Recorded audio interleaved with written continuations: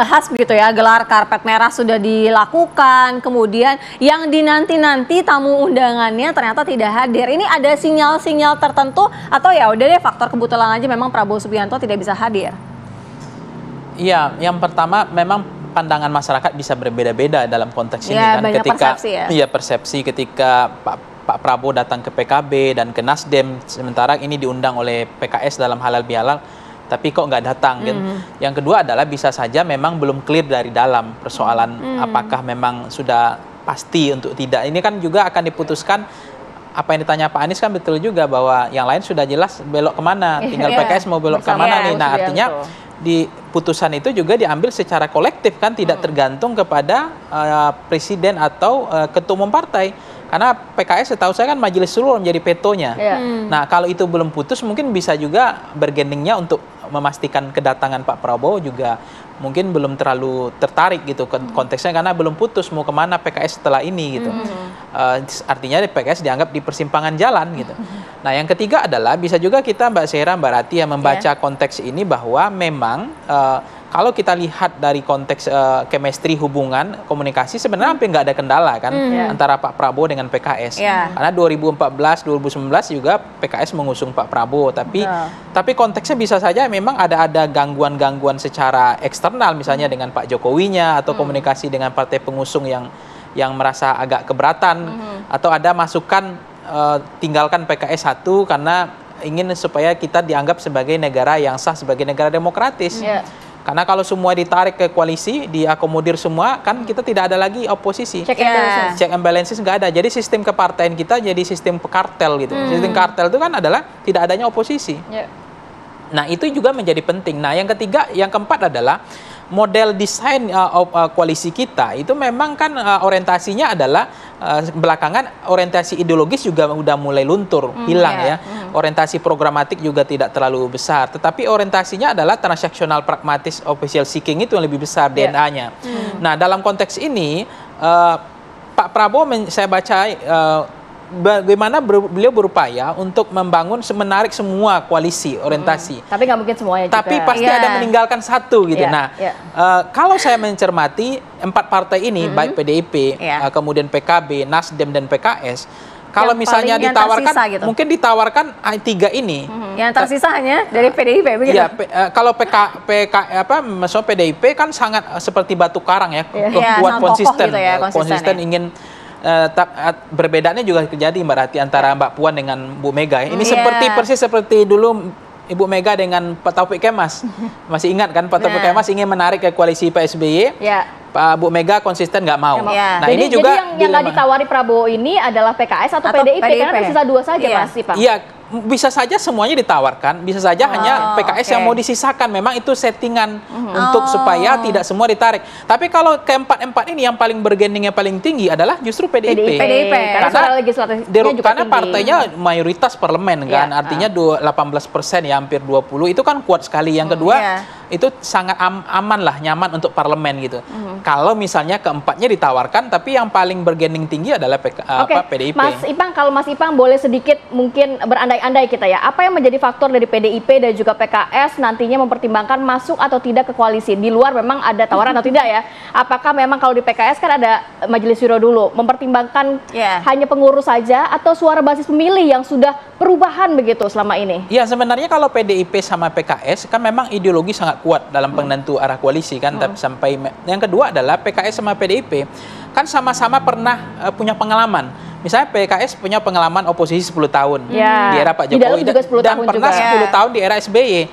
PDIP juga sama, pernah oposisi di era SBY sebaliknya, tapi koalisi di era Pak Jokowi. Jadi kan punya pengalaman yang sama di dalam konteks baik di dalam maupun di luar, baik PKS maupun PDIP.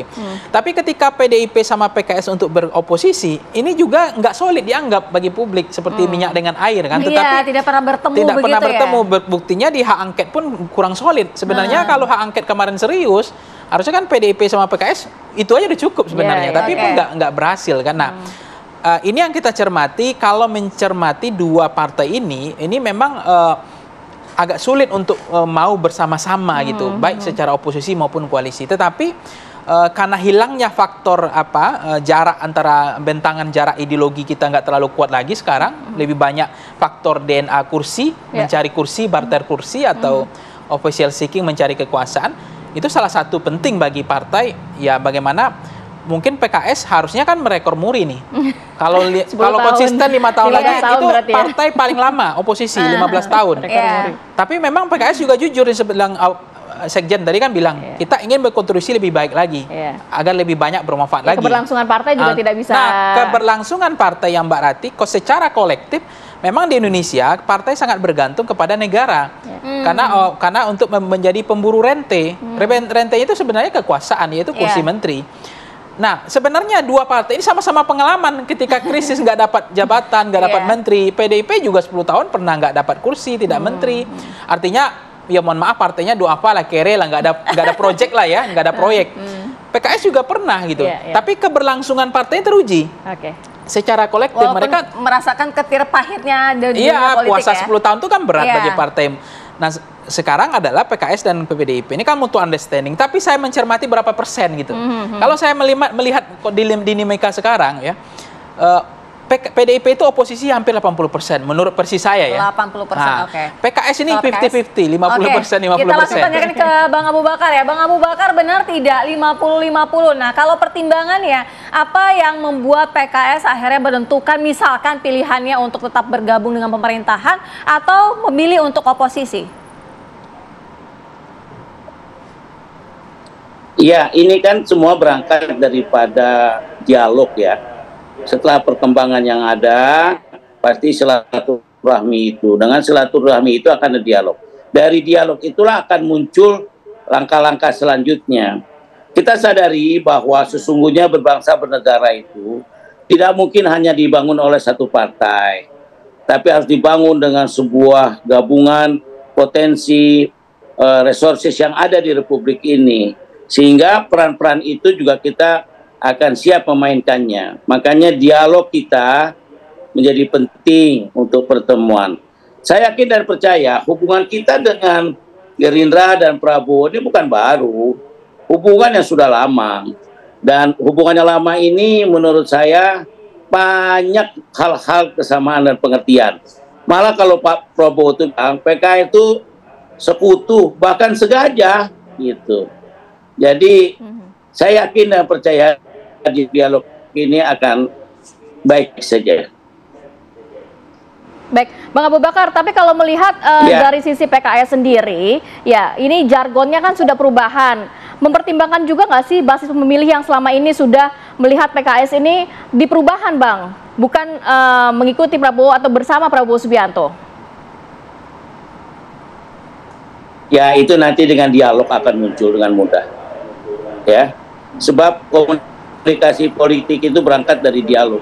Dialog itu nanti peran ini kita bagikan bersama. Tinggal apakah kita mau di luar di dalam itu, tinggal bagi-bagi potensi saja. Dan kita siap di semua di semua posisi. Gitu. Baik. Baik Bang Abu. Bang Firman, kalau melihat PDI Perjuangan ini akan membahas dalam Rakernas. Nah, kira-kira akan ada seperti yang diberitakan saat ini bahwa ada perbedaan gitu ya. Ada yang mengatakan bahwa memang Megawati ini tetap konsisten ingin oposisi, sementara Mbak Puan ini kan masih ingin lah dalam dunia politik bergabung gitu, bersama-sama lah gitu.